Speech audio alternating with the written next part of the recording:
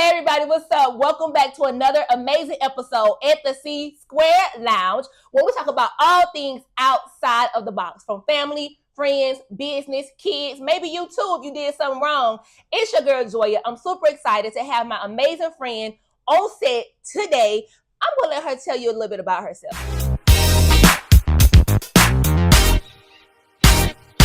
Tell them about you, Markesha. Hi, my name is Markesha Jackson. I am the owner of Abundant Blessings Child Development Center and co-owner of Building Blocks Academy. I am located in Spartanburg, South Carolina. I have been in business for 11 years now. I am married with two children, ages 23 and 20. 23 and 20? 23 and 20. Friend. Don't look like that. Listen, my baby 11, so I assume everybody gonna be like 10 and 13, and you like 20. Empty nest and loving it. Girl, what's the secret sauce to keep looking like that? Tell me, please. Girl, just black and beautiful. They say black don't crack. That's right. Okay, so you've been in the industry for 11 years. Mm-hmm. What made you get into the childcare field? Ooh. Long story short, I love working with children. Have always loved working with children. Worked in the school system, worked in the children nursery, when I worked in the school system and was as a teacher assistant, and I was seeing how the teacher was, and I was doing majority of the work. It made me go back to school. So when I went back to school, I went for special ed because I have a passion for children with special needs and learning disability. So I went back to school, thought I was going to be a teacher got into the school system as that teacher and was like, this is not for me. This is not for me. Okay. So I started thinking, okay, what can I do? I still love working with children. So I decided I wanted to open up a daycare. Did my plans and everything for my center. You know, you got to write the vision, make it plain. Write the vision, make it plain. So I wrote my vision, made it plain, had it up for about a year or so. Went through a divorce. So it's like, you know what? The center is never going to open up. I'm not going to be able to open up my center. But the lady that I was working for then, I was working in a childcare center, she kept pushing me. She knew what I wanted to do. Wow. So she pushed me. So she was like, I know you want to open up your center. This is what I'm going to do. So I worked for her during the school year. Started an after school center first. So I worked for her in the morning times, did my after school center. She actually helped me find my building, my first building. Stop. So if it wasn't for her, I wouldn't be where I was. Because she was like, hey, it's a building down the street. Give her a shout out real quick. Thank you, Kathy Miller, for helping me find my first building and for giving me the push. Yes, and I thank you too, Kathy Miller, wherever you may be. I hope you see this, because not many CEOs are humble enough to pour into other people. We have some people in this world that are gatekeepers and don't want to see anybody be on the same level as them or even surpass them. So kudos to all the CEOs out there that don't mind pouring and sharing their knowledge and pouring into our next generation. So thank you. So with me finding my building, that's what got me going. What was the hardest part about starting a center? It was just not having faith in myself, basically. They keep coming up, confidence. But once I stepped out, and I did, going in, I did have a business partner when I first opened up my center, because I was like, I'm a single mom, 2 children. Yes. The lady that I started with, she was a single mom, 2 children. So we was like, hey, let's do this together. So we did it together. We opened it up. But it didn't work out. We went into a year of doing it, and it just wasn't equaling out like it should. Being business partners, everything needed to be 50-50. Absolutely. And it wasn't 50-50. So it's like, me finally coming like, hey, this is not working. Yes. We got to be equal. So she did step down. So she was ended up being a teacher, and I was the director and owner. And then she finally left and went on. But we're still good friends. Okay. We still talk to each other. We still hang out, whatnot. So it's like no ill towards each other or anything like that. But hey, just didn't work out as business Would partners. you recommend to an aspiring CEO that may be watching to join partnerships since you had a bad experience? Our partnerships is not bad experience. You have to come to an agreement. You have to sit down first and talk with each other. You have to know what each other's plans are, what each other's visions are, and do it the right way. The right way is to basically go talk to a lawyer, sit down, go through the paperwork, and just talk to each other and be 50-50. So, Okay. like, I have a business partner now, Zeverly Glenn. Yay! What's up, Dad? We were not even planning on being business partners. Okay. She has her own center. I have my own center. It was another center that came open, and I was like, and it was bigger than both of our centers. Okay. So again, I didn't have the faith that I could do it by myself. Hi Zeb, it's a center that just came open. That's about to come open. You want to jump in and do it? And Zeb was like, but she's so crazy. She is. But we did it. We stepped in, and like I said, we 50-50 on everything. Okay. We have where we don't talk, we don't spend unless we talk to each other about spending. We go to each other, hey, this is what's going on. So that's where we at. When we have been in business for now 4 years together. You said 4? Yeah, I think it's 4. Okay. 2019. We opened up in 2019. So yeah. Okay, so hats off to you for one, for being willing to try another partnership after a failed partnership. So again, for people out there listening, if at first you don't succeed, dust yourself off and try again, right? So don't try something and be like, oh, it didn't work. Like sometimes you have to do things several times in order for you to reach your goal or order for it to succeed. Okay, you can't try it one time and quit. But there's something that you have said 3 times. Yeah, I'm counting. You said, I didn't have faith in myself. What inspired you, or what kept you moving even when you didn't believe? Ooh, honey, prayer. Okay. A lot of prayer. Okay. Because even when I first opened up my center, being a single mom, 2 children, it was crazy. I can imagine. It was crazy. Because I was at the center majority of the time, and the children, they're on the back end because, hey, we got to get this business up and going. This is my only income. So we got to figure out how we going to do this. So they were basically with my mom, or they were the age they could stay at home by themselves for a little bit while I go open up the center and work 12 to 13 hours at the center every single day. Jesus. But basically, I had to learn that without God, it wasn't going to work. So now I'm basically what I was like, I'm a faith walker. Because I'm on that faith walk every single day, even now after 11 years. Okay. I know it had to be hard seeing about your staff, your partner, parents, children, while your own children is with your mother. How did you push through that? Is it the same as your faith walk? It's still that faith walk. Because I know if I didn't do what I had to do, I wouldn't be where I am today. So small sacrifices. Understanding the vision for the future and the vision that God gave you.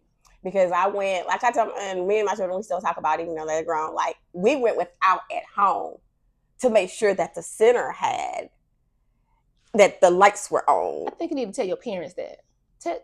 Tell them what. We all make sacrifices. We hear everybody else's story. This is our time. Tell them what you had to lose in order to give to them. Oh, I lost a lot being a single mom of 2 children. Like I said, we went without at home just so that my center can run. Because starting off the center, I think I had a little $2,000 or $3,000 in my little savings account. Wow. So like I said, and with my mom, it was a big help. Like, my rent got to be paid over here, and I don't have the money. Yes. Okay, she was a big help with doing that as well. But like I said, we went with a lot without at home, so that the center can be. Because I was like, my parents paying now. We can't go over here without no lights and no lights and no water or nothing like this when parents are paying. Because I've heard too many stories where centers, they don't have no water, no power. Mm-hmm. So and we don't want to be talking to town in a bad way. Yeah, and got to pay those employees. Yes, and I didn't want to be the talk that I can pay my employees. So my employees, they gonna get paid. So have you ever lost or sacrificed on that end where you were paying other people but you weren't getting paid? Oh yeah, definitely. Right at the beginning. Wow. Right at the beginning, I wasn't seeing any money because of the fact I had to make sure everybody else was taken care of. I had to make sure everybody else was taken care So of. is it safe to say that you genuinely love and care about what you do and not in it for the money, since you didn't make no money? I didn't make no money, but I stuck with it. Okay. Stuck with it, because it's been plenty of times that I really wanted to throw in the towel and say, you know what, I can't do this anymore. I'm going back to the school system. I'm going to go back and work in the classroom. Not back to the school system that you didn't like. Yeah, that's right. I was going back to the school system. What was happening that made you want to go back to the school? Because you didn't like the school system. So what could have been happening in your space that you created, your vision, that made you want to go back to somebody else's vision? It was all them bills that was piling up. It was all the bills that was piling up. And the kids was there. The numbers were good. But when you get into business, you don't realize what you got to put out. Yes. And that was the thing. I didn't realize what all I had to put out. Okay. So with that, I was like, okay, I'm above, up here in my neck in finances, and I don't know how to get out of it. But once I actually sat down, I didn't know about an accountant and CPA and bookkeeper and keeping up with my receipts or any of. I didn't know about any of that. So, but once I got on, start talking and getting the right people in the places, it started easing up. So it made it, each year it was a little bit better. Each year got better and better. So okay, so if we have price and we have value, what is your current price that you charge your parents? At my current price, infants are $195. Okay. It's infants, toddlers, infants to twos are $195, and then the 3s and 4s is $165. Okay. Now I know, because I have multiple centers as well, that even at this expensive rate, as parents will say that we charge, our profit margin is still pretty small. So what is the value if you truly had to charge for what you do, for your bills, for your loss of time, for your sacrifices, for all of your expenses, for all of the stuff that people don't think about, like a fork broke or the sink is clogged? What is the actual value of the services that you provide your families? Have you ever thought about that? Oh, I never thought about that. That's something to start thinking about. Yeah. Seriously. I never thought about it. Yeah, we give them a price, but I feel like the world needs to understand the value. So, for example, when I think of value, I think about, what if every daycare closed right now? Could you make it without us? No. Couldn't. Because you wouldn't be able to go to work. Right. Wouldn't be able to go get your hair and nails done. Like right. Some employees. Seriously. So you wouldn't be able to. In the short frame, people are like, oh, well, my mama or my auntie or my cousin and Pookie and them. In the short term, people may think that they can do it. But let me tell you what God did. During COVID, he gave them a little sprinkle, a little test of what it was like. And people realized that they love their children, but they weren't capable of staying with their children 24/7, 7 days of the week. And when we open up our doors, they came running through like bulls with the flag just dropped. Like, seriously. And you're right. We are essential. So our value, you can never be able to pay it. That's my opinion. I mean, you're right. Now that you talk about it, you can't, because as much. Excuse her mic bump, y'all. She was feeling herself. As much as we do on a daily basis. Because a lot of times, like we know the children more than the parents. Absolutely. They're like, what, he eat broccoli? He eat broccoli. Yeah, because we can tell the parents, well, Johnny's not feeling good today. Oh, no. He's not acting the same like he was doing yesterday. We know if he's down, we know the children more than they do. Yes. So you made it through times where you didn't believe in yourself. You've been open for 11 years. You persevered through all the struggles. What is something that you still struggle with today that you think is industry wide? Maybe what I struggle with today, like I said before, I'm a behind the scenes person. Okay. I'm not one to be out there in front and center. So something that I do struggle with is being out there, because like my husband tells me, oh, you got a lot of knowledge. You need to be doing this, and this. I'm like, no, I'm good working over here. I'm good working in the office and things like that. But it's just getting out there more, getting out in the community more. I'm learning now that I do have a voice. I need to use that voice. Absolutely. I need to start speaking a little more. I'm just now joined the South Carolina with the Loudmakers, South Carolina Agenda. And so I had to actually, about 2 or 3 weeks ago, get on stage and talk with that. And so that was my first time doing that. Congratulations. So it's like, oh, thank you. So it's like now I have a Zoom meeting next week and I have to voice my concerns again. So it's like, I have to get out there to use my voice. Amazing. And this may not be an intimate community where you can touch us, but this is a virtual community. The whole purpose of this podcast is to build community so that people can understand what us childcare CEOs go through, what other CEOs go through, so that the media does not have the power to control our narrative. I hope this podcast was very beneficial to someone out there watching. And I'll see you guys next time at 7:30 on Tuesday. Find me. If you don't know where to find me, you better go on YouTube, you better go on Facebook.